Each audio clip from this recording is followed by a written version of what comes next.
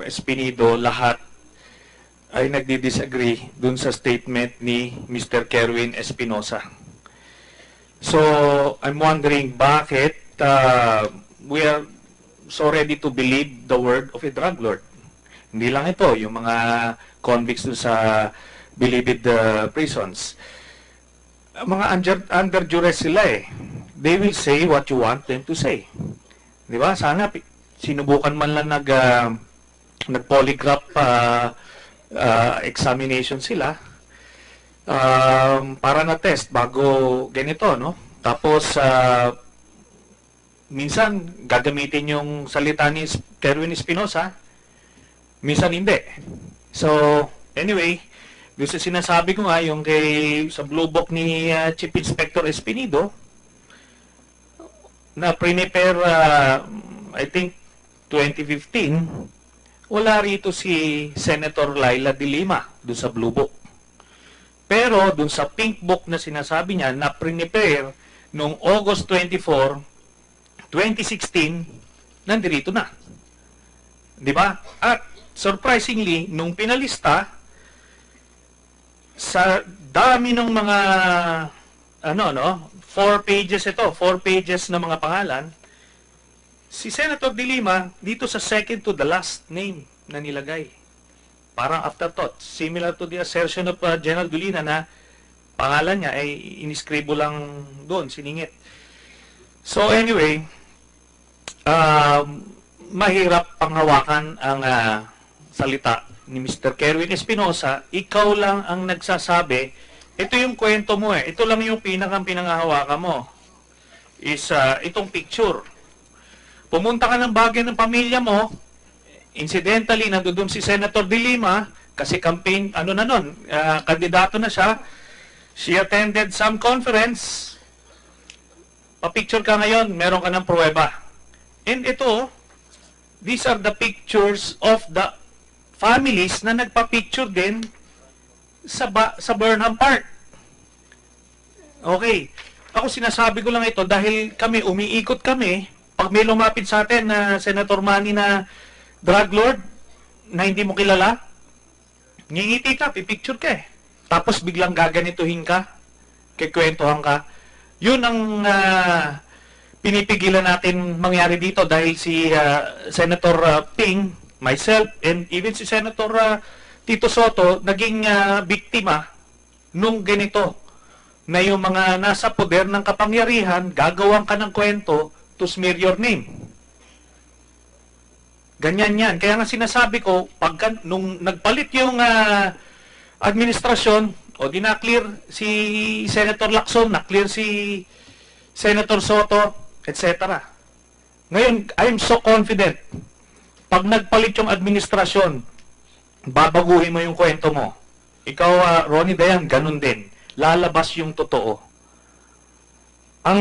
Yun yung iniiwasan natin dito. Hindi dapat nangyayari yan sa ating demokrasya na yung institutions natin dapat pinapangalagaan yung mga inosente at ang iniipit yung mga guilty.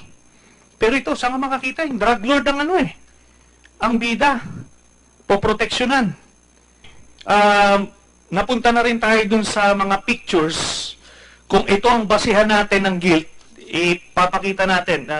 Please, yung slides.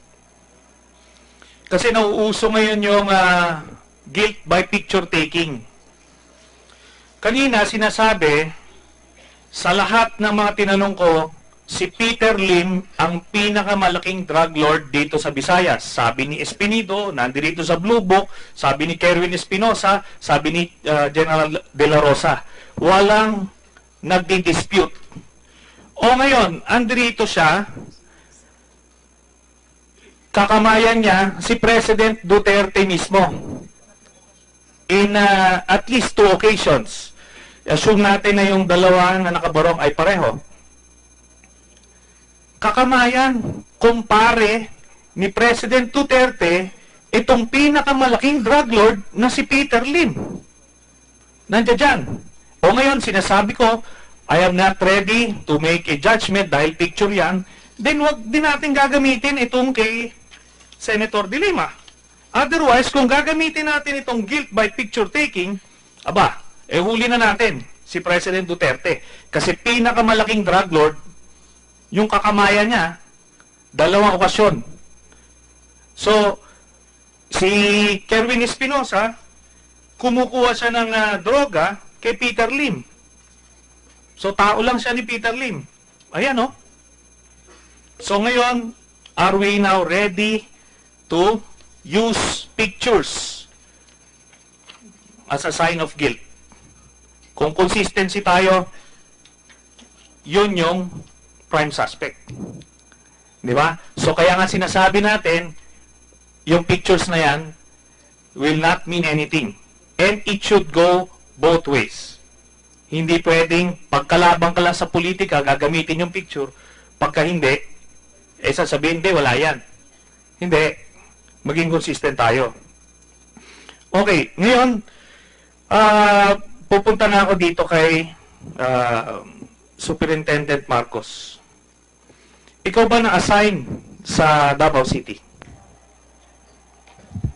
Hindi po, sir. Hindi pa. Hindi po, sir. Hindi ka, wala kang relative, hindi mo kumpare si Paulo Duterte.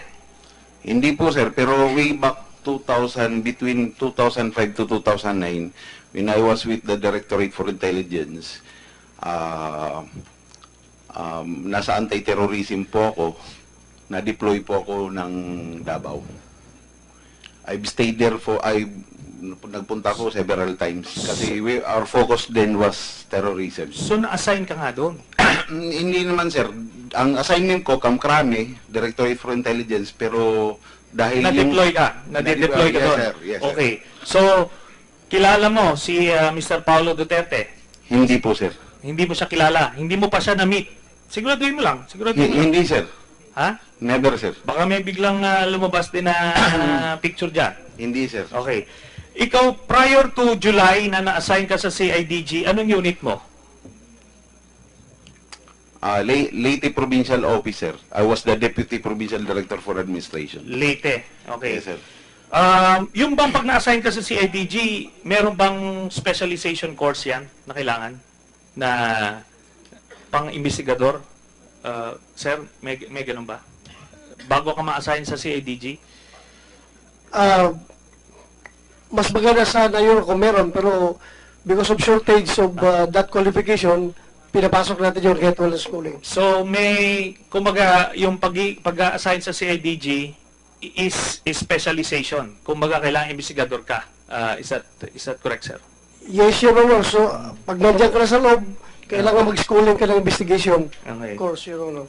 Salamat, sir. Ngayon, si Colonel Laraga, ano yung unit mo bago ka na-assign sa CIDG 8? Sir, si Major Laraga, sir, na payagan na pong umuwi kasi kasal niya po bukas. Okay. So, sa pagkakaalam nyo, hindi siya doon naka-assign sa CIDG 8 prior to the assumption of President Duterte? Ang last assignment po ni Major Laraga is Deputy R3 ng PRO 8. Okay. So, si Colonel Magtira? He was the Deputy City Director for Operation ng Tacloban City, sir. So, nung July, lahat kayo from different units inassign kayo sa CIDG 8. Is it not? May kita Ganun. naman dyan sa statement of Ganun service po, niya. sir. Okay. So, talagang inassemble kayo para dito. Dahil yun na nga, no? Para meron kayong kailangan gawin. Nung na-implicate kayo dun sa illegal drugs na name, nirelieve kayo ni General De La Rosa, tapos ni-reinstate kasi may tumawag, then after that, yun na nga, eventually, yung team ninyo ang nakapatay kay Mayor Espinosa. Is that correct? Opo, napatay po yun during the implementation of search warrant. During the implementation of... So, nililiwanag ko lang na hindi sila mga, kumbaga, specialized talaga sa CIDG Tapos, inassemble kayo eh. Inassemble kayo after the assumption of President Duterte. Tapos, yun na nga, nirelieve pa kayo ni General De La Rosa dahil nga na-implicate eh. Pero ni-reinstate, then namatay o nakapatay or eventually napatay nyo si Mayor Espinosa under highly suspicious circumstances. Ngayon, pinauwi kayo. Is that correct, General De La Rosa? Restricted custody sila, then pinauwi sila. Bakit kaya? Ito saban may decision niyo, no, because nakiusap sila na yung papel daw nila para sa defense nila kailangan lang kunin. So pinauwi ko sa Your Honor. Pero babalik agad at bumalik naman sila kagad, Your Honor. Okay. So, yun yung dito mo makikita yung circumstances na kung saan kayong may kilala ka bang Superintendent Leonardo? Opo sir, he is my former classmate in the PNPA. Asa siya ngayon? Kaya lang, we didn't graduated in the same year kasi na-pending siya. Hindi siya nakagraduate noong 1996. He is also a member of CIDG. He is the officer in charge of CIDG 11. CIDG 11 siya ngayon sa Davao City. Yes. Okay. So, ito daw ang point person dito sa operation na ito. Pero saka na tayo pupunta dyan at marami pa nagbibigay ng information. Pero ito nga, I feel for General De La Rosa dahil may mga kernel dito na dumidiskarte against even the knowledge or without the knowledge of the PNP leadership, the CIDG leadership. And itong sinasabi ko sa inyo, meron lang akong i-remind na incident. Noong 1983, meron ding grupo na mga sundalo at opisyal na pina-undertake ng isang mission. Ang mission na yon was patayin si Ninoy Aquino. Kumpiyansang-kumpiyansa sila na kahit in broad daylight sa airport patayin si Ninoy Aquino, they believe they can get away with it dahil may culture of impunity, ang backer nila napakalakas. Pero true enough, kagaya nung sinasabi ko, nung bumaliktad ang panahon, lahat sila, laglag, lahat sila nakakulong, yung mga nag-utos sa kanila, asaan? Yun ang kakaharapin nyo because Superintendent Marcos, whether you like it or not, murder yung ginawa nyo. At pag nawala na yung mga backer nyo, hahabulin at hahabulin kayo. Kanina sinasabi, sa lahat ng mga tinanong ko, si Peter Lim ang pinakamalaking drug lord dito sa Visayas. Sabi ni Espinido, sabi ni Kerwin Espinosa, sabi ni General De La Rosa. O ngayon, andito siya, kakamayan niya si President Duterte mismo. I am not ready to make a judgment dahil picture yan. Then wag din natin gagamitin itong kay Senator De Lima. Otherwise, kung gagamitin natin itong guilt by picture taking, huli na natin si President Duterte. Kasi pinakamalaking drug lord, yung kakamayan niya. Totoo yun, may picture si President Duterte kasama si Peter Lim, si Senator De Lima, may picture kay Kerwin sa Baguio. Ang kabihan lang, may statement si Kerwin, under oath, may statement si Ronnie Dayan, nagtugma, na may perang binibigay na papunta kong kanino. Ngayon, kung si Peter Lim ay magbibigay ng affidavit na nagbigay siya ng pera kay Secretary Bongo at may statement din si Secretary Bongo at na ito'y binibigay niya kay Presidente Duterte, I think an impeachment proceeding is in order. Pero wala tayo dun hindi ba? I'm speaking not as an enabler and an apologist of President Duterte. In fact, I criticize when there's need to criticize. Ulitin ko, kung makakuha tayo ng pahayag, sinumpa ang salaysay ni Peter Lim na siya nagbibigay ng pera kay Bongo at si Bongo naman meron din pahayag na yung tinanggap niya yung pera at binigay niya kay President Duterte, then mag-impeach yung House. Ako mismo, I can tell you right now, I will vote to convict President Duterte if and when the impeachment is transmitted to the Senate. Pero walang ganun eh.